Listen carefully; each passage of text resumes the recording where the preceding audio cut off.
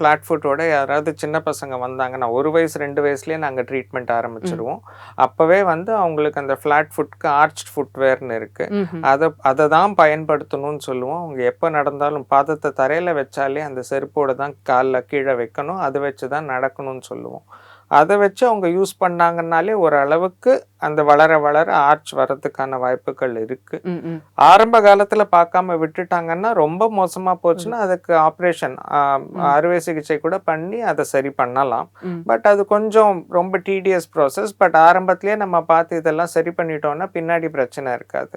Flat food இருக்கவங்க என்ன ப்ராப்ளம்னா, அவங்க ஸ்போர்ட்ஸ்ல ரொம்ப ஷைன் பண்ண ஷைன் முடியாது. பண்ணணும். ரொம்ப ம், ம். ஃபாஸ்ட்டா ஓட முடியாது அவங்களால. ஆமாமா சார். ம், விளையாடுறதும் சரி, கொஞ்ச நேரம் விளையாடிட்டாங்கன்னா, அவங்களுக்கு பாத வலி வரும். ம், ஸோ, ம், அதனால அவங்க ஸ்போர்ட்ஸ்ல ரொம்ப ஆக்டிவா இருக்க மாட்டாங்க. ம். அதனாலேயே இந்த மாதிரி லெத்தார்ஜினஸ், டயர்ட்னஸ் அதுக்கப்புறம் பார்த்தீங்கன்னா, ஒபேசிட்டி, உடல் பருமன் எல்லாமே வந்துரும். ஸோ, அதனால கேர்ஃபுல்லா அத பார்த்துட்டு எந்த காரணத்தினால விளையாடாம இருக்கு இந்த குழந்தைன்னு பார்த்துட்டு, ஃப்ளாட் ஃபுட்னா அது ரொம்ப சின்ன பிரச்சனை.